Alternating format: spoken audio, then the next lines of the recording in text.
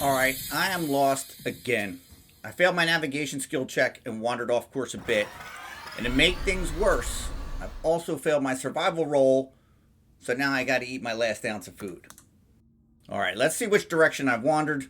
Hopefully not here to the northwest, because that's where Makakek, the Mad Troll King, is, and I don't want to encounter him just yet. Alright, let's see which direction we wander, and we don't want to get that 5 right there. Ah! The one thing we did not want. This is Hexplore It, the Forests of Adrimon. It's an adventure game I've really come to enjoy, though it did not start that way. Because instead of immersing myself in the game, I was stuck hopping back and forth between reference sheets, the rulebook, videos, and FAQs, until I finally packed it up and it sat on my shelf of shame for months. But sometimes, time erases the frustration and leaves just enough curiosity behind. Before long, the itch came back. Now, if you're new to the channel, Mage Knight is my favorite solo game. I love the sense of exploration, I love the card play, but I also love the sense of progression as you get stronger as you play the game. So I'm always looking for a game like that captures that same energy. So I gave it another try. And I'm glad I did, because this game is one of the best I've played that replicates a dungeon masterless RPG feel. This time I started playing using a few of the playstyles from the rulebook, which I highly recommend for your first game. They give you some immediate power-up cards and let you level up your stats faster as you play, which is something I really enjoy, so I leaned into it. The 3 I recommend are listed on pages 76 and 77 of the rulebook. The double up playstyle, the quick play / family playstyle, and if you're like me and you prefer playing true solo, the one-player rule as well. Using these together, like I said earlier, starts you off a little stronger, helps you level up faster, gives you a couple of other in-game bonuses, and significantly shortens the overall playtime, which is still going to be several hours, unless you die quickly. You can even skip these and start playing immediately, but I highly recommend starting with 1 or 2 days worth of food in your supply, unless you're the fairy, which does not require food.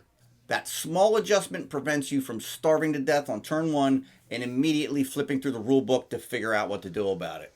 In my first play, I ended up starving and in combat on turn 1, which meant even more time bouncing between the reference sheets and the rulebook, hunting for keywords and conditions that for some reason are listed in different places. It all added up to frustration and never gave me a glimpse of what really shines about this game before I packed it up and put it away. So let me save you that same rough start with a quick breakdown of the game structure and a quick overview of the different locations that you're going to want to visit. The game structure is as easy as move, interact, increase the game timer by 1. Repeat. This becomes very smooth as you learn what to do when you succeed and fail the different skill checks, which of course happens with repetition, and in the early game, you will be failing these often. When you fail your navigation check, you roll to see which direction you ended up traveling off course to, like in the beginning of the video. When you fail your survival check, you have to consume food. If you don't have any food, you start starving, which has negative effects, and if you starve 3 days in a row, you die. When you fail your explore action, nothing happens. You just don't find any gold. Each one has a critical success bonus, which I'll let you discover on your own. You can also move cautiously, recklessly, and even camp, giving various options on how far you can move while decreasing or increasing the chance of you wandering off course. That's the move part. Then you'll interact with the location you're on. If there's nothing there, you'll have a random encounter represented by the circumstance cards. You'll roll a die and you'll interact with that card. If there's a destination token there, you'll refer to its card by the tile you're on. These will give you a chance to gather random relic fragments, power-ups, and sometimes nature items, which I'll show you shortly where they'll be useful. Or you might finish your movement on a set location, which I'll be going over shortly. That's the interact portion of the turn. Then you'll increase the timer by 1 step every 6 turns, every 5 turns if you're playing with the double up playstyle, and every statistic you have that is equal to or lower than that number is an automatic fail, which is why I recommend playing with the playstyles earlier that help you level up quicker, especially if you're playing true solo. Also, if you're not playing with the quick play / family style, then a sentinel will also appear on the map. That's a turn. And the part of the game that really gives it that RPG feel lies in the interact phase. Whether it's a random event you're reacting to, which always reminds me of the Dungeon Master rolling dice behind the screen and revealing what happens next, or intentionally visiting a destination to pursue your goals. This is where the adventure really starts to unfold. So let's take a quick look at a few of those key locations. There are 4 battle sites. You can interact with one of these, especially early on when you're starving, to heal yourself and get rid of your starving condition. But you can only do this once per game, per battle site, so use them wisely. This is also where you're going to go once you've gathered all the fragments of a relic to forge it.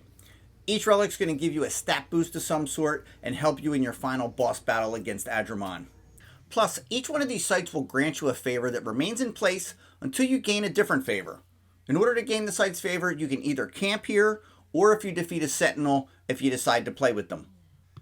These are enthralled cities, and they'll allow you to randomly power up your stats or find random loot, but you'll have to roll to see if you've gained any negative effects. So there's a bit of push your luck with each visit, but I like to take my chances and visit them anyways. Then there's wayposts that you'll have to explore the world to find. These are item shops which you can purchase all kinds of various things, and this also reminds me of that RPG feeling of hitting the local town and buying new supplies after an adventure. There's also Elowin's Grove, which you'll have to find portals to, also by exploring the map. You'll be able to purchase items in here, however, this shop doesn't accept gold. You'll have to spend various nature items you acquire while playing the game to buy these. Eventually, you'll engage in combat, a system that's both simple and surprisingly challenging because of all the conditions and keywords involved. There are quite a few of them, so depending on which enemy you're facing, you'll probably find yourself pausing often to look things up. Hopefully, before that first fight, you've already gotten a feel for the game's rhythm. Move, interact, increase the game timer. Combat is straightforward once it clicks, but it can feel like another hurdle at first since you'll be referencing the rulebook and placards frequently. My tip is to print a free reference sheet from Board Game Geek so you can check effects and conditions quickly. It makes the whole experience much smoother and keeps the action flowing. Now, combat itself is quite direct. You choose to attack, defend, or use a special ability. Then you'll roll to determine what the enemy does, and then you resolve both actions. Another tip: have a notebook or an extra dry erase board with different colored writing utensils nearby. They're invaluable for tracking conditions, when that condition requires a die roll, to take damage, and its effect, etc. Especially as multiple conditions come into play, it'll help keep you organized. Because your player board and that battle mat will fill up the further you get while playing the game. These two elements, the core game loop and combat, are the biggest hurdles when learning, but once they click, this game runs smooth. If you stick with the game and get these two under your belt, which really aren't that hard, but certainly are where the learning curve is greatest, I find that it's quite an enjoyable game. And the quicker you can get to that point, the quicker the game will shine for what it is, which, like I said in the intro, is a game that captures the feeling of an RPG without the need for a game master. Now, is this a game you can play over and over and never get bored of? No. You're going to see some of the same circumstance cards, which I've been calling random events because that's what they are, and you'll definitely come across familiar destination locations in repeated plays. That said, the relics do add variety from game to game, which helps with replayability. There are only 6 in the base game, and you'll use 4 of them in each session, sometimes 5 if you trigger a specific event. But that small amount of variability goes a long way in keeping each run unique. Now that I know how smoothly it plays and have an organized way to track what's going on in combat, I know that even if it sits on the shelf for a month or two, it'll be easy to get back to the table, and honestly, that time away might be just enough for me to forget a few of those events and destinations, making them feel fresh again when I come across them next time.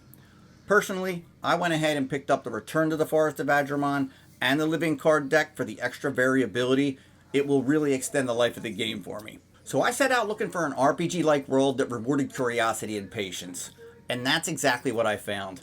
Hexplore It, the Forests of Adrimon, didn't just challenge me as a player, it reminded me why I love this hobby. That feeling of standing before something huge, not fully understanding it, and diving in anyway. That's what adventure really is, even if it starts off on a rocky path. Next up, I'll be playing this with 2 characters to see how it scales, and hopefully I can convince my group to give it a shot once we finish Frosthaven, which has been going on close to 3 years now.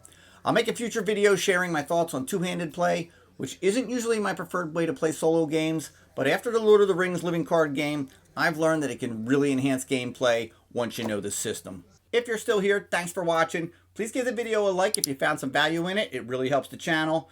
And if you've played any of the Hexplore It games, let me know in the comments which one and what are your thoughts on it. I'd really like to hear what kind of experience you've had with the games. Anyway, thanks again for watching. I'll catch you next video.